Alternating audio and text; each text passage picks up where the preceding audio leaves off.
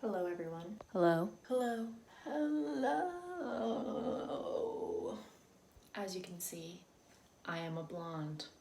I said before that I don't feel like a blonde. In another video, I said that. Well, ladies, and maybe some gentlemen, this is not blonde.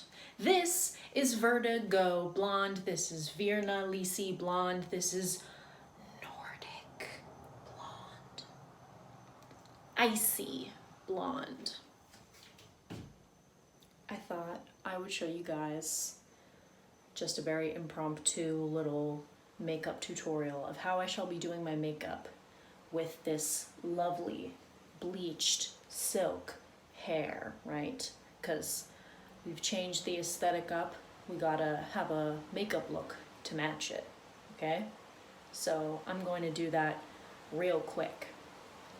And what I'm going to do is a very subtle makeup look with very fine lines, fine lip liner, fine brows, fine lash line, very much accentuating my features, but still keeping it natural. I kind of want my look to be sharp, like a blade, like the tip of a needle. I'm going to be changing my face, but it's not going to be like high glamour, big, bright colors, nothing like that. Just very beautiful, subtle, little details. So I'm gonna go ahead with that right now. But first, I'm going to be making food as well. What goes good with wine? Cured meats. And the cheeses. Pretty much everything I'm going to be putting on little pieces of this are going to be incredibly salty. I love salt. I overdose on salt frequently. Here we go. Okay, what do we do first? For everybody who's been here for the year that I've been on this channel, what do we do first? Brows. Okay, so now we're going to draw a fine line, very fine. Fine. My tool of choice is the Anastasia Beverly Hills Perfect Brow Pencil in taupe. Okay, I'm holding my phone, so let's pray that this comes out well. I would say this is okay, fine. This is an okay tip for an eyebrow, not for lipstick though. We're gonna do our best with this. Take a deep breath, relax. Think of clouds and the ocean, you know. And I like to get a good angle, I don't like to go in like this, makes you nervous. You can see how fine that line is, right? We're gonna do some concealer work later, okay? Fine.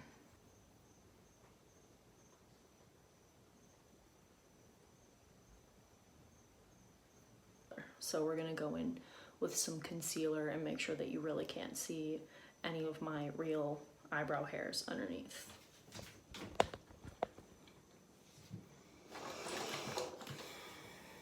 I use Shiseido. I like Shiseido a lot. I've used this before. I use the same products all the time. This is the Synchro Skin Self-Refreshing Concealer in 201 Light. Take.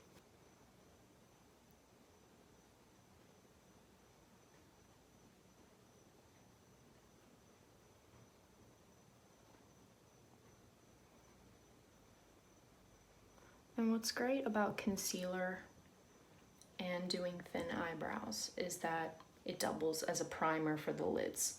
So I'm just going to apply it on my lids as well so you can blend that harsh line a little bit more.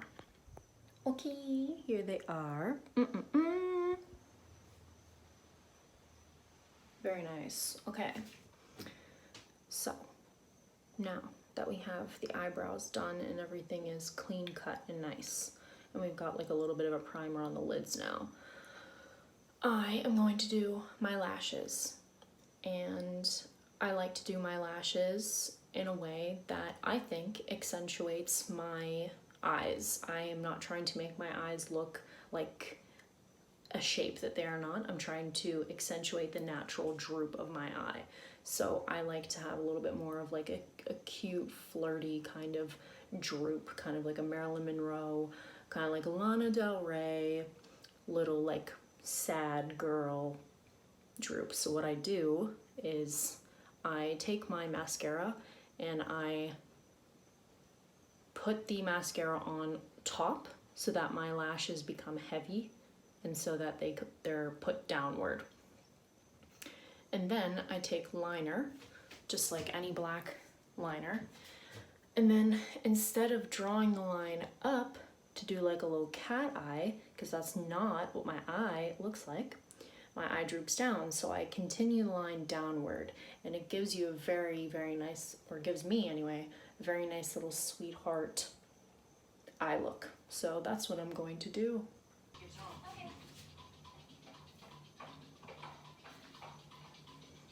This stays on all day. And then I'm going to be using Shiseido again, or Shiseido again. I'm going to be using, this is Controlled Chaos Mascara Ink. I like it because it's very dark and it's wet, it's not tacky. So I'm going to be using these two for my eyes now. We want droopy, we want sleepy, we want sultry. So that's what we're doing. All right, we are taking the liner and I'm doing very light strokes and like they're literal eyelashes. You can't even see it, right? But we're extending literally lash by lash, line by line. And we're pushing my lid down.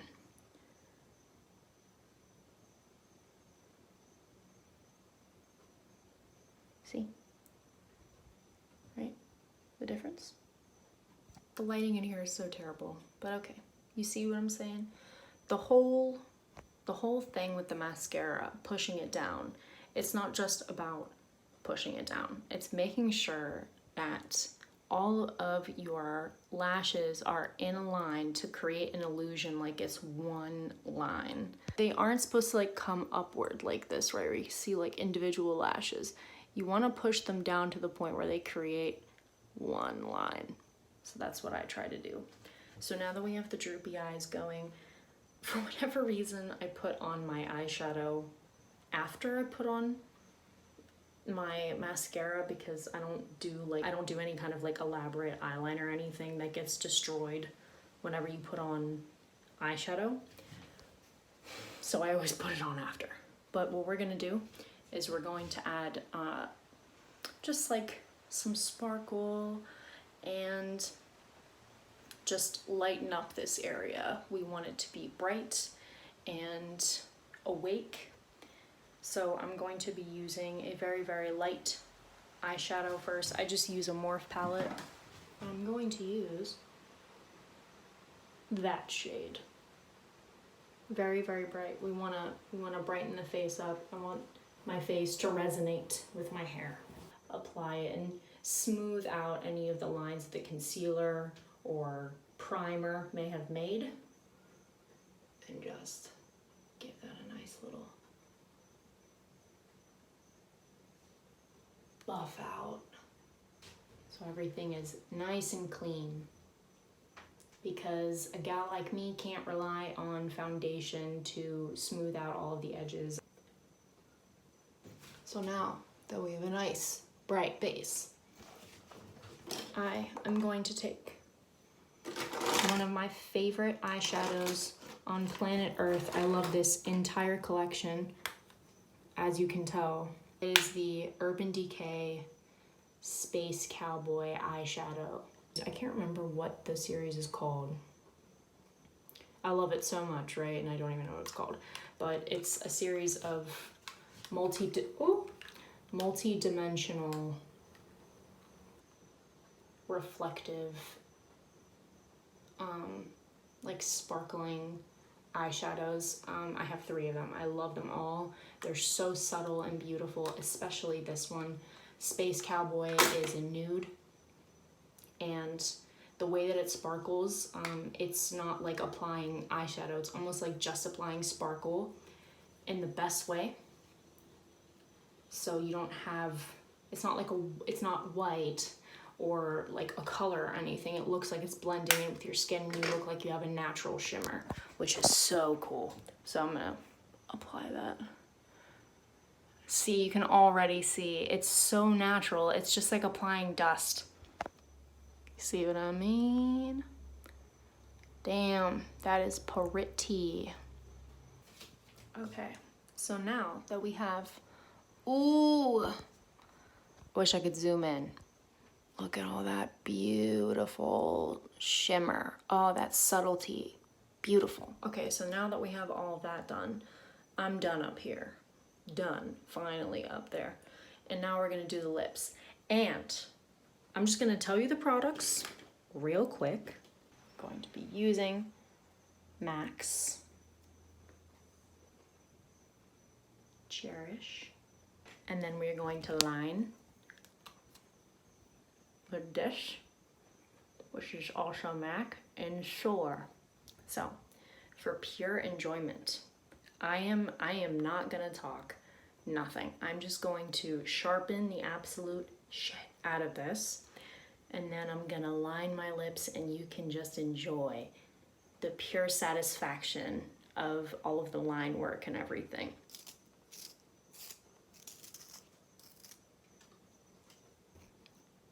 Yes. Why are you doing this to yourself?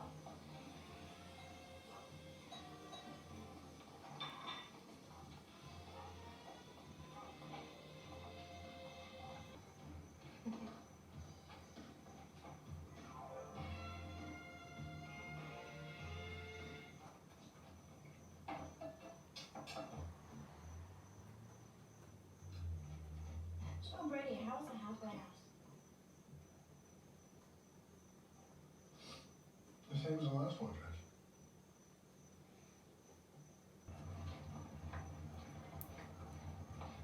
Amy, this is my mom.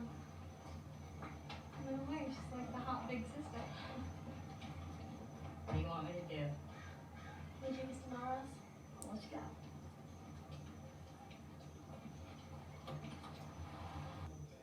Yeah. I am. What do you think? Mom, is that okay? But not for $75, baby. Guys, this only costs $19.95. I hope you guys like that as much as I did. I love just doing that so much. It takes time, but it's always worth it in the end. I like really straight lines when it comes to my lip liner. So there we are so far. Okay, so last thing we're going to be doing is I'm just gonna put on a little bit of blush, which for me, that means the nice inky Giorgio Armani A blush. And I have no idea what color. Really beautiful peachy color. It's not pink. I don't really like pink blushes. So we're just gonna put that on.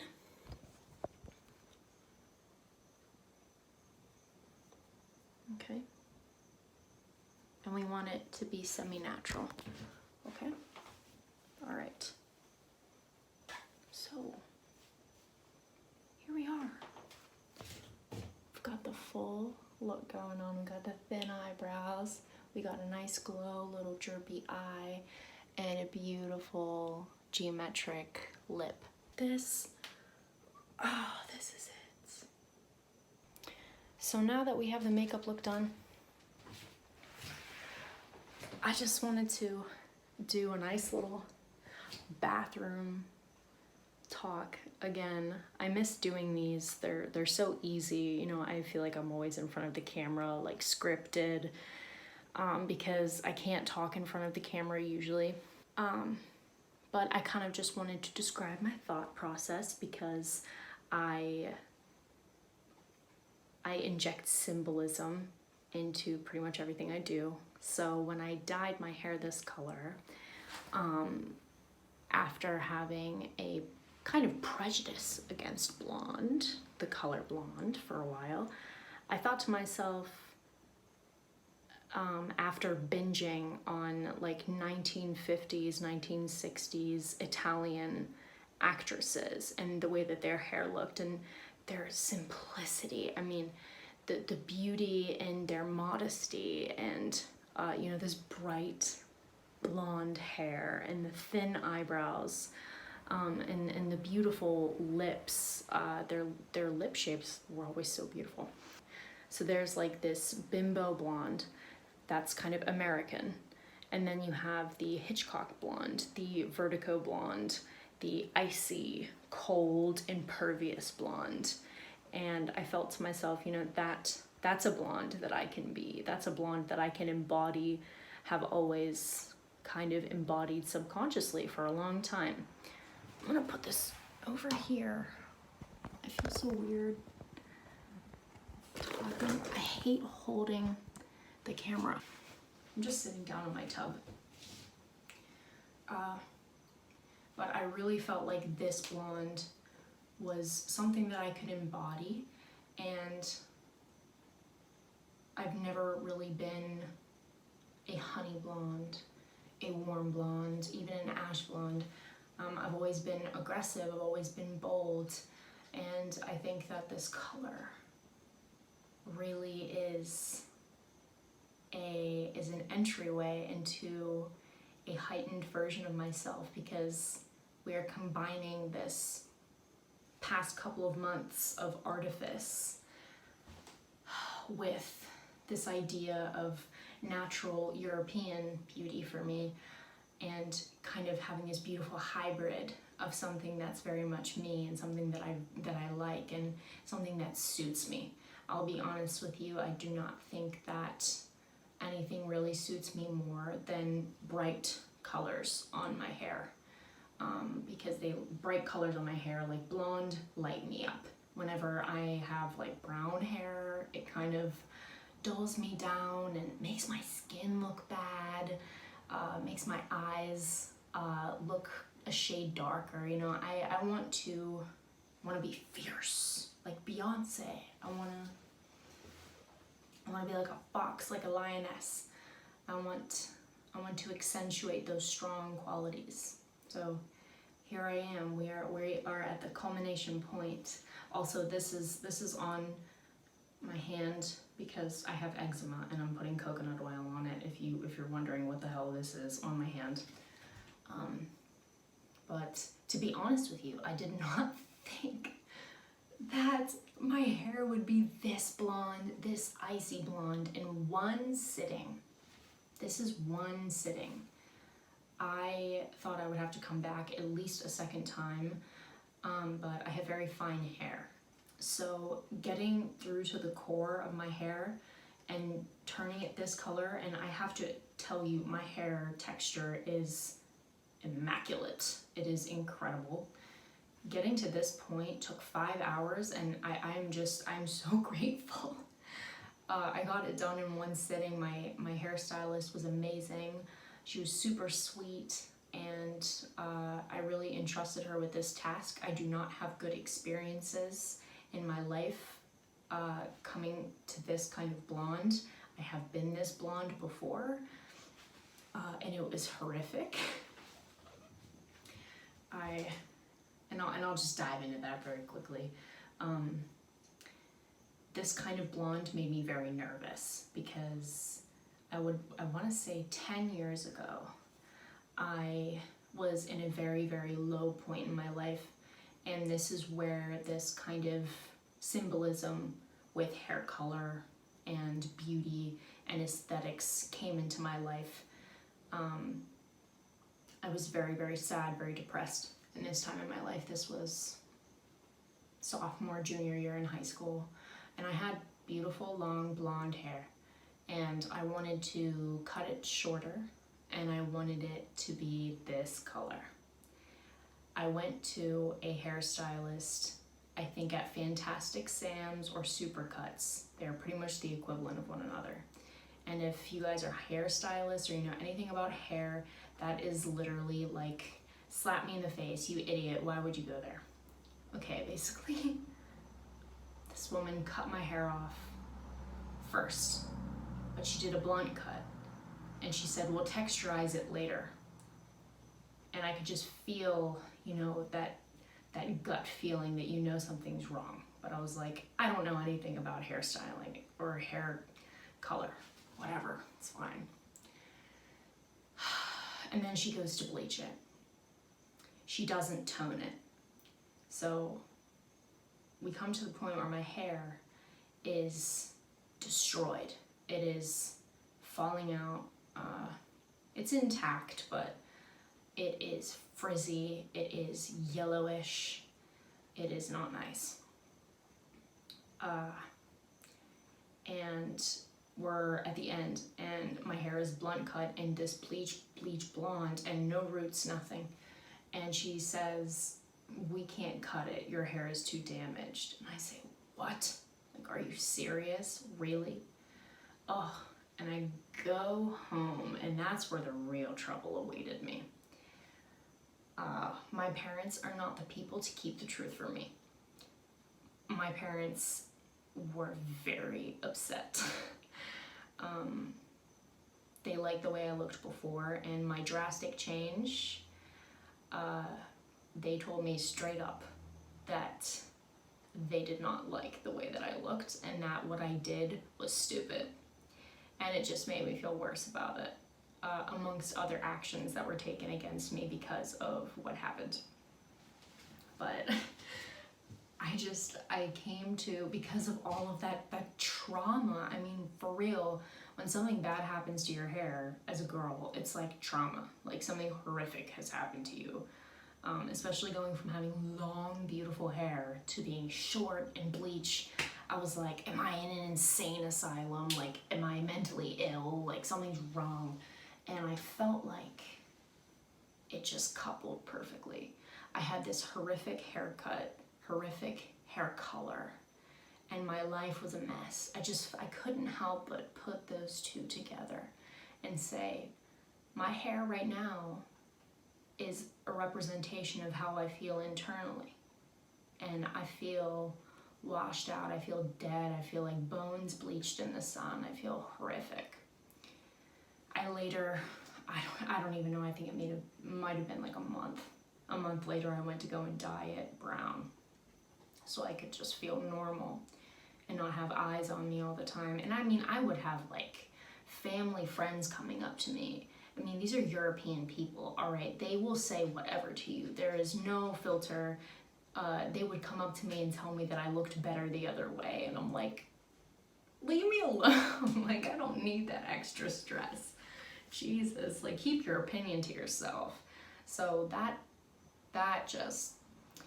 time in my life, being blonde, that kind of blonde, was a representation of mental illness for me, of depression, of sadness, of a kind of death to me. And so this time around, there of course is a melancholia around my life, but this hair, what this girl did for me, what this hairstylist did for me, she brought me back to life again. That's what I feel like this hair is. It has been like 10 years, like I said, so my face has changed, my body has changed, my skin is better, my eyebrows are different. I look very different. I am a different person from the first time, so I am more suited to doing hairstyles like this now. And I just feel like I've come a long way. And now this hairstyle is propelling me forward into being the best manifestation of who I am on the inside. And I'm so excited for that. So that's it, this video. I just wanted to put this video in because this is a very drastic change.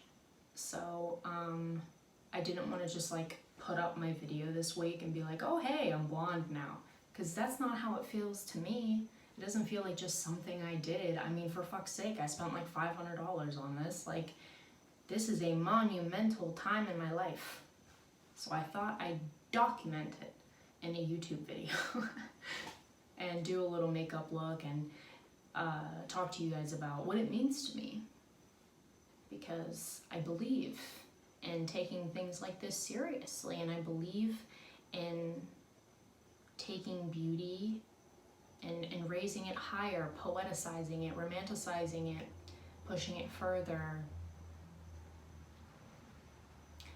And so that's why I made this video, just as an in-between, because I'm going to have a video up this week on Thursday. So this is a life update. All right, I will see you guys this Thursday. Yeah. All right, bye guys. I'm so excited for this new era in my life. I hope you guys are too. See you soon. Bye.